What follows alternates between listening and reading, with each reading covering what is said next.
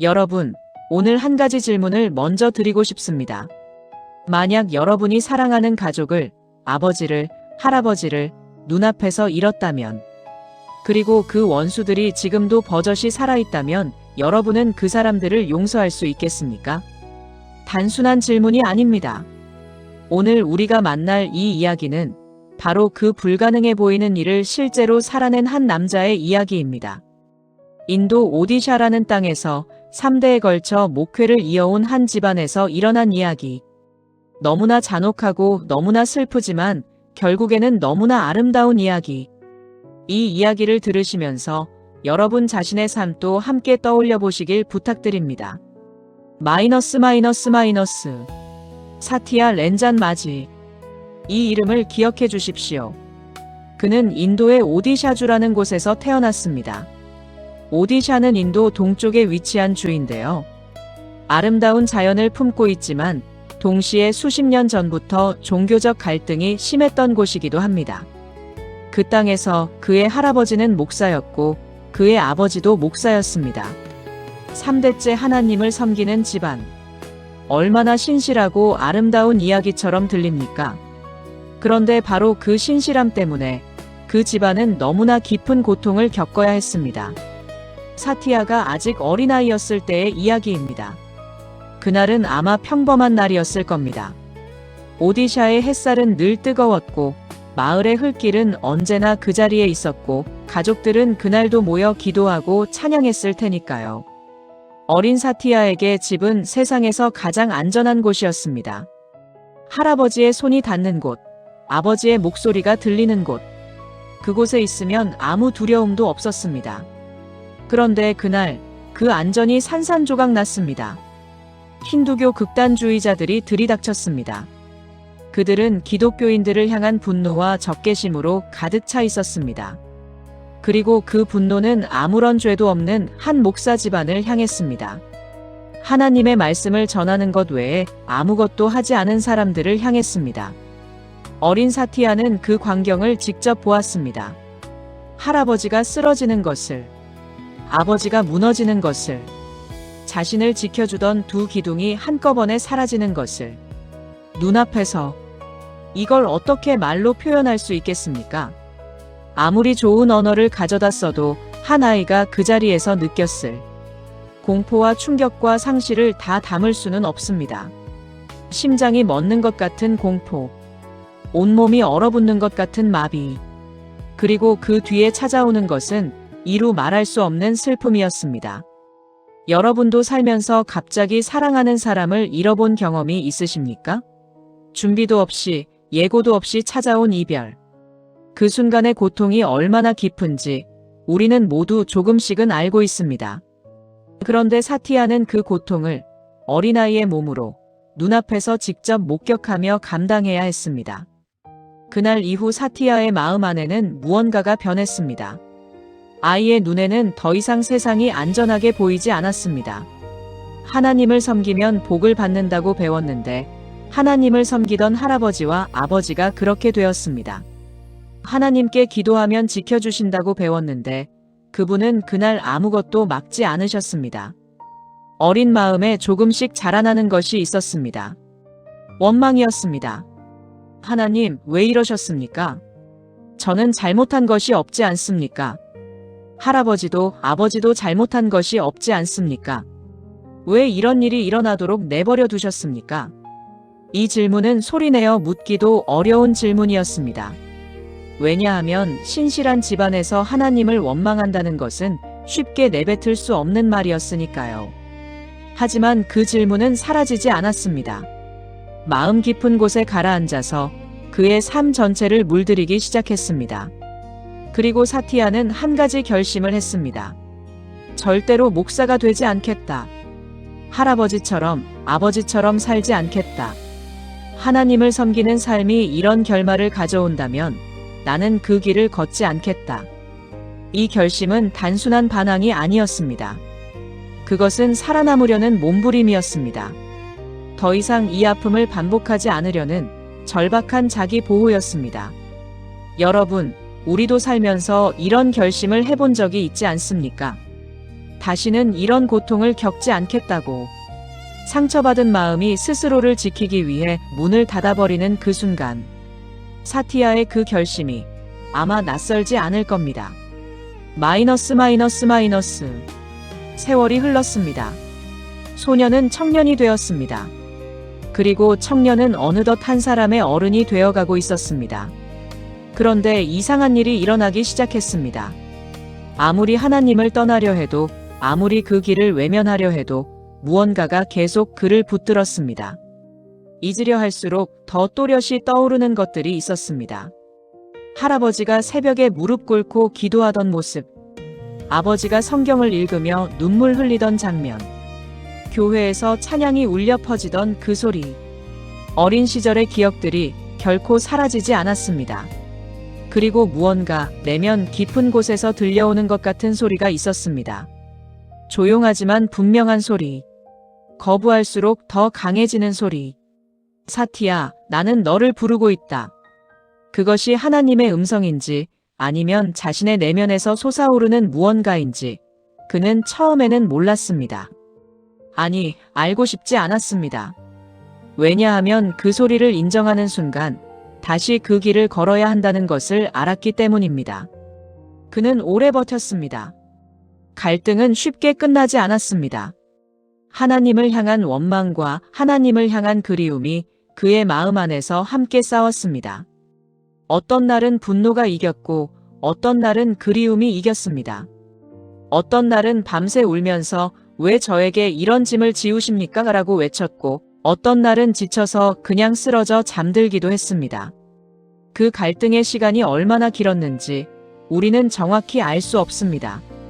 하지만 사람의 마음이 변하는 데는 시간이 필요합니다. 특히 깊이 상처받은 마음이 다시 열리는 데는 더 많은 시간과 더 많은 은혜가 필요합니다. 그리고 어느 날 사티아는 결국 무릎을 꿇었습니다. 완전히 이해해서가 아니었습니다. 모든 의문이 해결되어서가 아니었습니다. 다만 더 이상 혼자서는 감당할 수 없다는 것을 인정하게 되었습니다. 그리고 그 무릎을 꿇는 순간 이상하게도 오랫동안 짓누르고 있던 무언가가 조금씩 내려가는 것 같았습니다.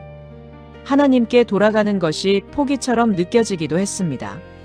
하지만 돌이켜보면 그것은 포기가 아니라 귀향이었습니다. 오래 헤매다 집으로 돌아온 탕자처럼 사티아는 마침내 아버지 하나님 앞에 섰습니다.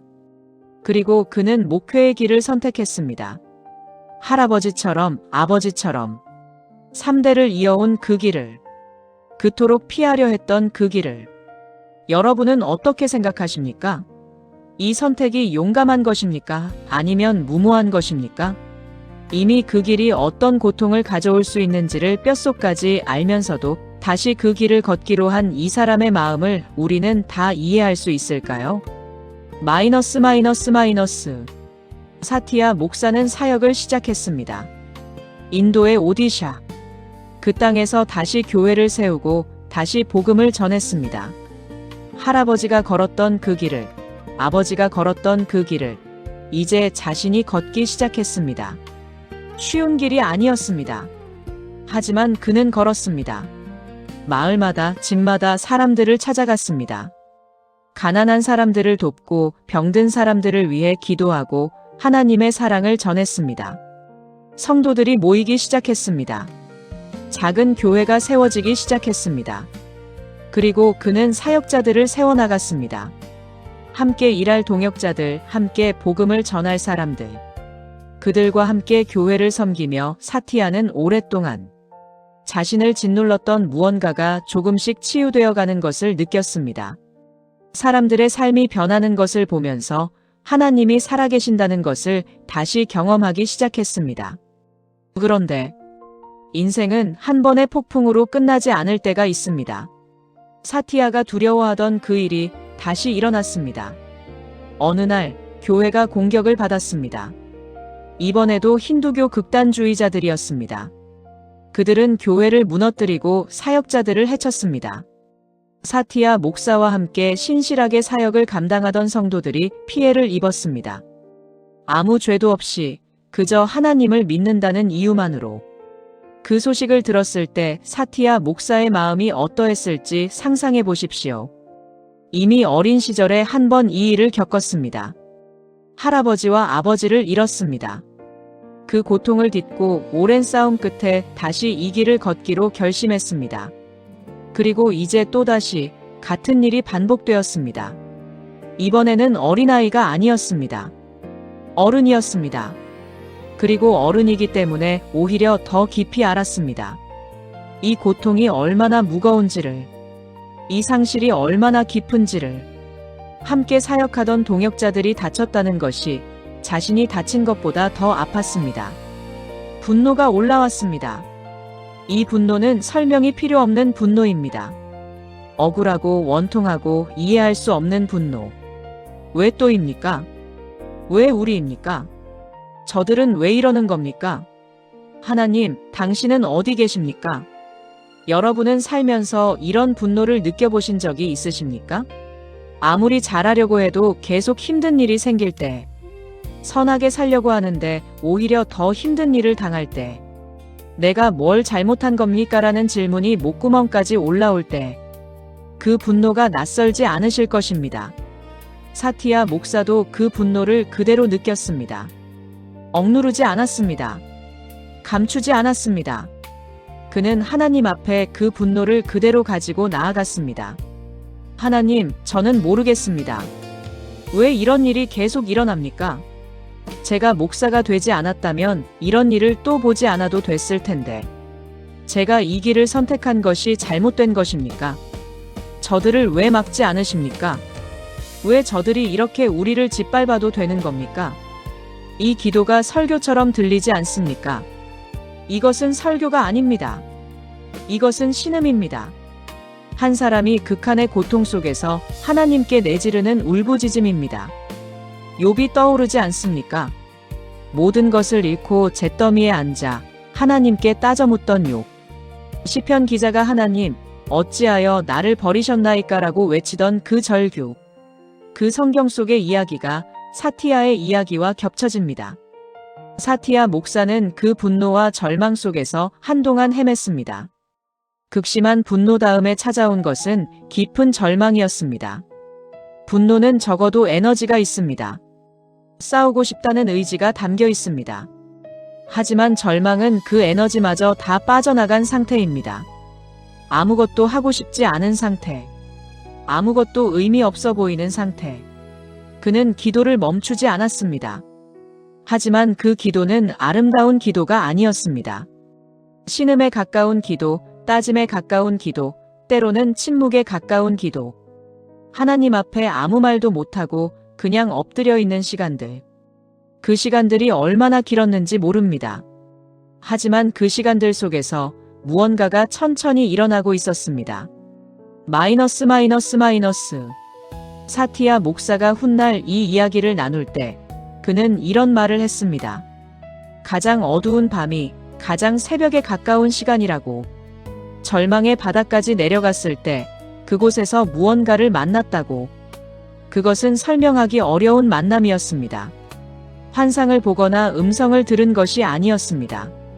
다만 어느 순간 어떤 깨달음이 찾아왔습니다.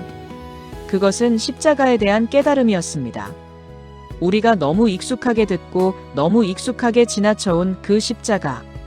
예수님이 그 십자가 위에서 어떤 일을 당했는지를 사티아는 그 절망의 자리에서 처음으로 정말 깊이 느끼기 시작했습니다. 아무 죄도 없이 십자가에 달리셨습니다. 구타당하고 조롱받고 못 박히셨습니다. 그분의 제자들은 다 도망쳤고 그분 곁에는 아무도 없었습니다. 극한의 고통 속에서 하나님을 향해 외치셨습니다. 나의 하나님, 나의 하나님, 어찌하여 나를 버리셨나이까. 이 말씀을 들을 때 사티아의 가슴이 무너졌습니다. 내가 지금 느끼는 이 버림받은 느낌, 이 억울함, 이 고통. 예수님이 이미 그 자리에 계셨다는 것을, 하나님의 아들이 나보다 훨씬 더 깊은 배신과 고통을 당하셨다는 것을, 그리고 그 십자가 위에서 하신 말씀이 있었습니다. 아버지, 저들을 용서하여 주시옵소서. 자기들이 하는 것을 알지 못함이니이다. 이 말씀이 사티아의 마음을 뚫고 들어왔습니다. 용서. 극한의 고통 속에서 자신을 죽이는 자들을 위해 용서를 구하신 예수님. 그 사랑이 무엇인지 사티아는 그 순간 전혀 새롭게 마주했습니다. 요한복음 15장에 이런 말씀이 있습니다. 아버지께서 나를 사랑하신 것 같이 나도 너희를 사랑하였으니 나의 사랑 안에 거하라. 내가 아버지의 계명을 지켜 그의 사랑 안에 거하는 것 같이 너희도 내 계명을 지키면 내 사랑 안에 거하리라. 내가 이것을 너희에게 이름은 내 기쁨이 너희 안에 있어 너희 기쁨을 충만하게 하려 함이라. 내 계명은 곧 내가 너희를 사랑한 것 같이 너희도 서로 사랑하라 하는 이것이니라. 사람이 친구를 위하여 자기 목숨을 버리면 이보다 더 큰 사랑이 없나니. 너희는 내가 명하는 대로 행하면 곧 나의 친구라. 아버지께서 나를 사랑하신 것 같이 나도 너희를 사랑하였다. 이 사랑이 얼마나 큰 사랑입니까? 아버지 하나님이 아들 예수님을 사랑하신 그 사랑으로 우리를 사랑하신다고 말씀하십니다. 그리고 그 사랑은 말씀에 그치지 않았습니다. 예수님은 친구를 위해 목숨을 버리는 사랑을 실제로 십자가에서 보여주셨습니다. 사티아는 그 말씀 앞에 오래 머물렀습니다. 이 사랑이 나를 위한 것이라면, 이 사랑이 나에게 주어진 것이라면, 그렇다면 나는 이 사랑을 어떻게 받아야 하는가? 그리고 이 사랑을 받은 사람은 어떻게 살아야 하는가? 그 질문이 그의 마음을 흔들기 시작했습니다. 마이너스. 여러분, 잠깐 여기서 멈추어 함께 생각해 보고 싶습니다. 여러분은 살면서 용서가 정말 힘들었던 기억이 있으십니까? 누군가가 여러분에게 깊은 상처를 준 사람, 도저히 용서하고 싶지 않았던 사람, 그 사람을 용서하는 것이 왜 그렇게 어려웠는지 우리는 모두 잘 알고 있습니다. 용서는 그 사람의 잘못을 없는 것으로 만드는 게 아닙니다. 그 사람의 행동이 옳았다고 인정하는 것도 아닙니다. 용서는 그 분노와 원망을 내 안에서 더 이상 붙들지 않겠다는 결단입니다. 그것은 상대방을 위한 것이 아니라 사실 나 자신을 위한 것이기도 합니다. 그런데 그 결단이 얼마나 어렵습니까? 특히 사랑하는 사람을 잃었을 때, 내 가족이 억울하게 당했을 때, 아무 잘못도 없는 사람들이 피해를 입었을 때, 그 상황에서 용서하라는 말이 어떻게 들립니까? 그럼에도 용서하라는 말이 너무 쉽게 들리지는 않습니까? 사티아도 그것을 알았습니다. 그래서 더 오래 씨름했습니다. 그래서 그의 용서는 쉽게 나온 것이 아니었습니다. 마이너스. 그는 기도했습니다. 아니, 기도라고 부르기도 어려운 것을 했습니다.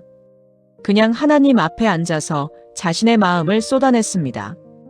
분노도 슬픔도 억울함도 두려움도 다 쏟아냈습니다. 감추지 않았습니다. 그리고 이상한 일이 일어났습니다. 쏟아내고 나니 조금 비어졌습니다. 그 빈자리에 무언가가 스며들기 시작했습니다. 말로 설명하기 어렵지만 그것은 따뜻한 무언가였습니다. 억지로 만들어낸 평안이 아니라 어디선가 흘러들어오는 것 같은 고요함이었습니다. 사티아는 그것이 하나님의 임재라는 것을 알았습니다. 하나님은 그의 분노를 탓하지 않으셨습니다. 그의 원망을 꾸짖지 않으셨습니다.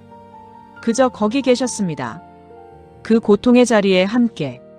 이스라엘 백성들이 광야에서 하나님을 원망하고 불평하고 돌아서려 했을 때도 하나님은 그들을 버리지 않으셨습니다. 엘리야가 지쳐서 죽고 싶다고 했을 때도 하나님은 그에게 먹을 것을 주시고 쉬게 하시고 다시 일어나게 하셨습니다. 사티아의 하나님도 그런 하나님이었습니다. 완벽한 모습이 아니어도 괜찮은 하나님. 쓰러진 자리에서도 찾아오시는 하나님. 그 임재 속에서 사티아의 마음에 어떤 질문이 생겨났습니다. 저들이 이 일을 하는 것이 왜인지 저는 압니다. 그들은 두렵고 분노하고 잘못된 것을 믿고 있습니다. 하지만 예수님도 그들을 위해 죽으셨습니다. 나를 위해 죽으신 그 예수님이 그들을 위해서도 죽으셨습니다. 그렇다면 나는 그들을 어떻게 봐야 합니까? 이 질문은 쉽게 나온 질문이 아닙니다. 이것은 오랜 씨름의 끝에서 나온 질문입니다. 분노의 불꽃이 조금씩 사그라들면서 그 아래에 숨어있던 더 근본적인 질문이 드러난 것입니다. 그리고 그 질문 앞에서 사티아는 결단했습니다. 그것은 어느 날 아침의 일이었다고 합니다. 사티아 목사는 혼자 기도하고 있었습니다. 교회를 공격한 사람들의 얼굴이 머릿속에 떠올랐습니다. 그들을 생각할 때마다 올라오던 그 분노. 그 분노를 다시 한번 느끼면서 그는 선택의 기로에 섰습니다. 이 분노를 붙들 것인가? 아니면 내려놓을 것인가? 분노를 붙들면 그것은 힘처럼 느껴집니다. 적어도 내가 잘못된 것이 아니라는 확인이 됩니다. 하지만 동시에 그 분노는 나를 갉아먹습니다. 내 안에서 계속 불을 태우며 나 자신을 태워버립니다. 용서를 선택하면 처음에는 패배처럼 느껴집니다. 저들이 이겼다는 느낌이 들 수도 있습니다. 하지만 진정한 용서는 패배가 아닙니다. 그것은 더 높은 곳에서 내려다보는 선택입니다. 사티아는 그 아침 눈을 감고 기도했습니다. 하나님, 저는 이 사람들을 용서하고 싶지 않습니다. 솔직히 말씀드립니다. 제 힘으로는 안 됩니다. 하지만 하나님이 저를 용서하신 것처럼, 예수님이 십자가 위에서 저들을 용서하신 것처럼 저도 그 은혜로 이들을 용서하겠습니다. 제 힘이 아니라 당신의 힘으로 용서하겠습니다. 그 기도를 마쳤을 때 사티아는 무언가가 달라졌음을 느꼈습니다. 아직 다 해결된 것은 아니었습니다. 아직 아픔이 사라진 것도 아니었습니다. 상처는 여전히 거기 있었습니다. 하지만 그 상처를 바라보는 시선이 달라졌습니다. 그 상처가 더 이상 그를 가두지 않게 되었습니다. 그것이 용서의 시작이었습니다. 마이너스. 여러분, 여기까지 이야기를 들으시면서 어떤 마음이 드십니까? 어쩌면 이 이야기가 너무 특별해서 나와는 상관없다고 느끼실 수도 있습니다. 순교, 박해, 극단주의자들의 공격. 우리의 일상과는 너무 먼 이야기처럼 들릴 수 있습니다. 하지만 여러분 자신의 삶을 한번 돌아봐 주십시오. 여러분의 삶에도 용서하기 힘든 사람이 있지 않으십니까? 수십 년 전에 일어난 일인데도 아직도 마음에 걸리는 것이 있지 않습니까? 어릴 때 가족에게 받은 상처, 친구에게 받은 배신, 직장에서 억울하게 당한 일, 가장 가까운 사람에게 배신당한 기억. 그 기억들이 아직도 어딘가에서 살아있지 않습니까? 우리는 모두 사티아의 이야기와 닮은 부분을 가지고 있습니다. 형태는 달라도 용서가 얼마나 어려운 것인지는 우리 모두 알고 있습니다. 그렇다면 오늘 이 이야기를 들으신 여러분께 한 가지 여쭤보고 싶습니다. 여러분의 마음 안에 아직 내려놓지 못한 분노나 상처가 있으십니까? 그것을 오늘 하나님 앞에 가지고 나아갈 용기가 있으십니까? 용서하라고 강요하는 것이 아닙니다. 다만 그 짐을 혼자 안고 살아가지 않아도 된다는 것을 말씀드리고 싶습니다.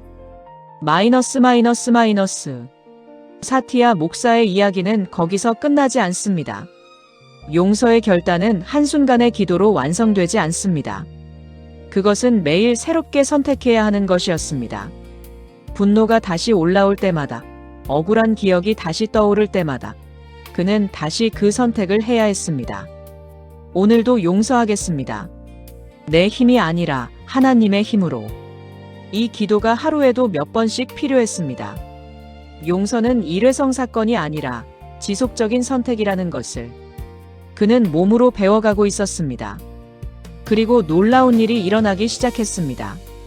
자신을 박해했던 사람들 중에서 몇몇이 변하기 시작했습니다.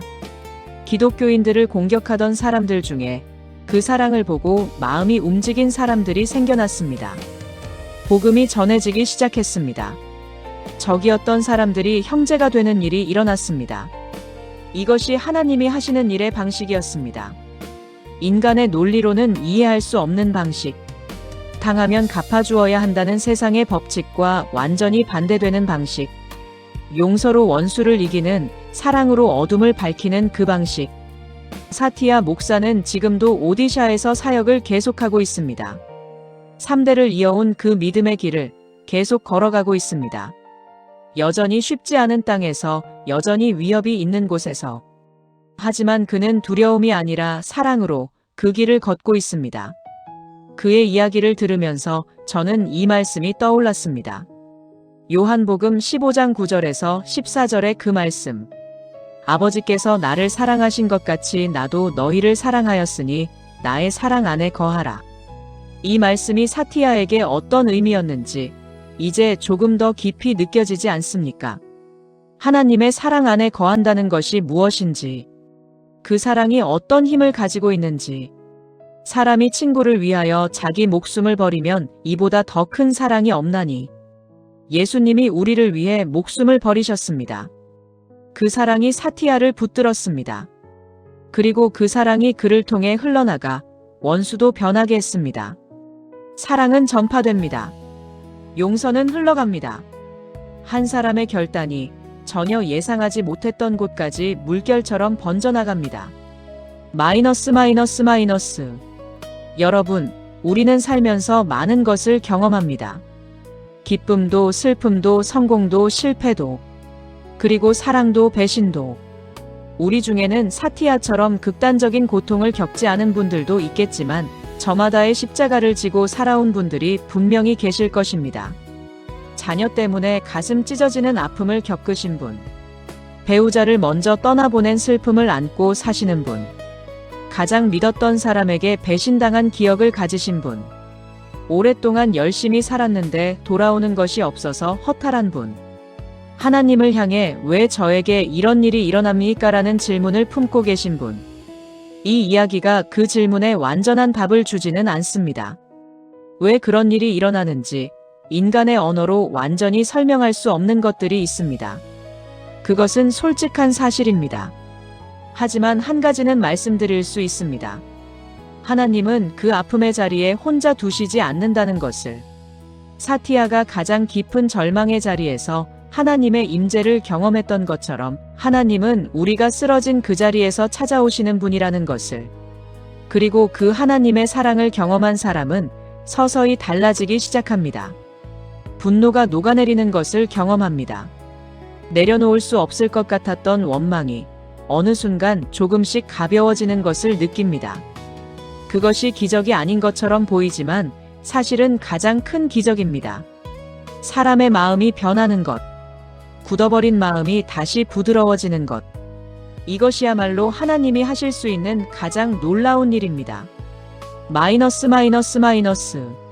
사티아 목사의 이야기를 들으면서 저는 그의 할아버지와 아버지를 생각했습니다.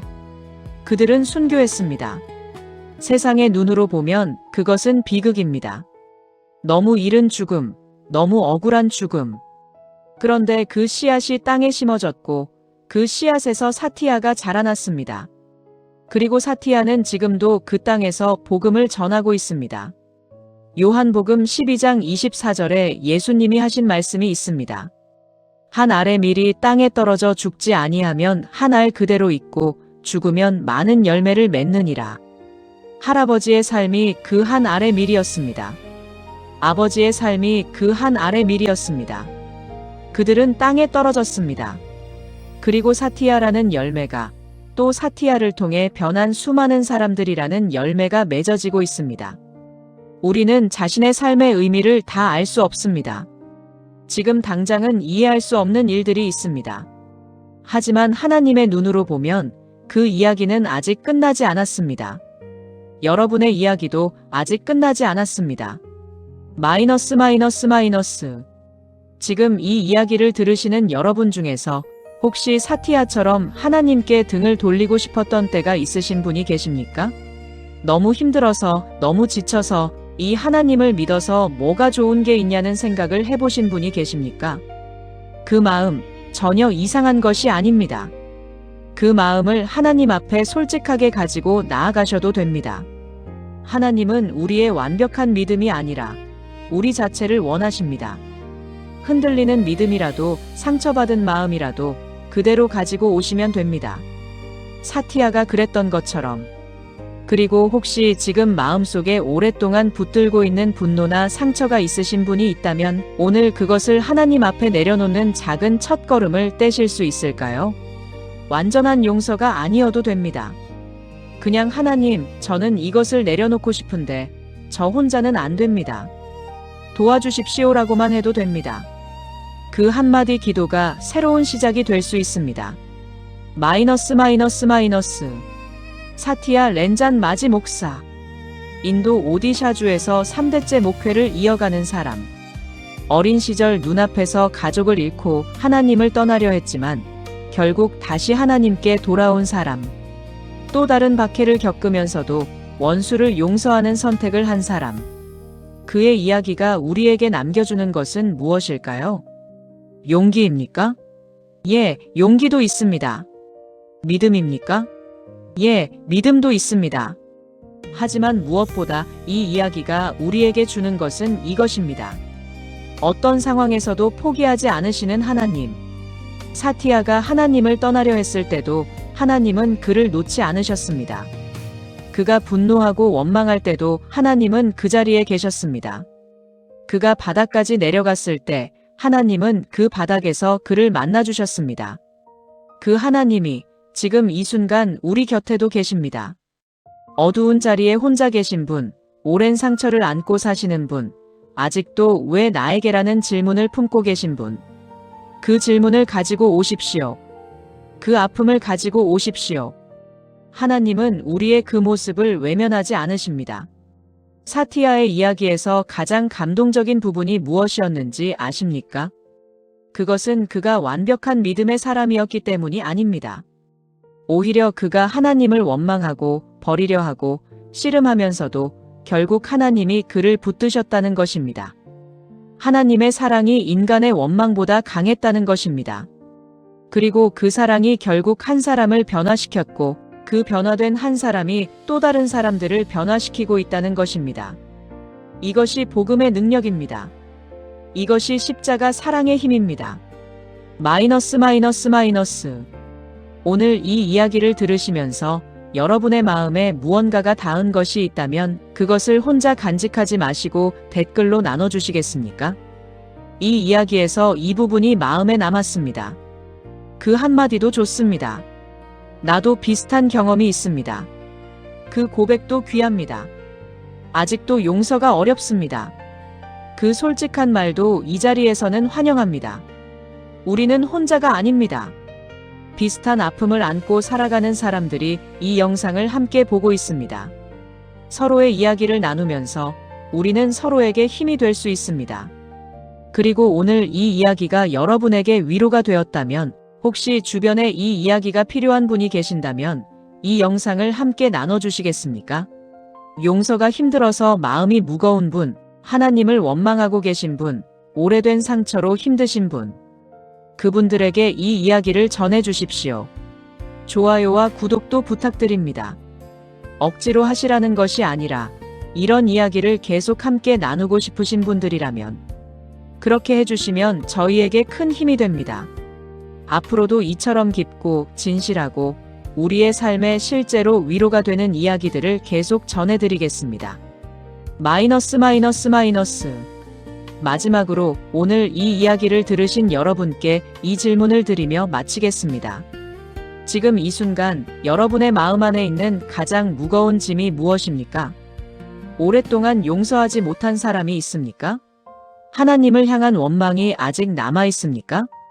아니면 그냥 삶이 너무 지쳐서 더 이상 아무것도 못하겠다는 마음이 있습니까? 그 짐을 오늘 딱 한 발짝만 내려놓을 수 있다면 어떻게 하시겠습니까? 사티아가 그 아침에 기도했던 것처럼 여러분도 지금 이 자리에서 조용히 이렇게 말씀해 보실 수 있을까요? 하나님, 저는 혼자는 안 됩니다. 도와주십시오. 그것으로 충분합니다. 오늘도 함께 해주셔서 감사합니다. 마이너스. 본 대본은 인도 오디샤주에서 실제로 사역 중인 사티아 렌잔 마지 목사의 이야기를 바탕으로 구성되었습니다.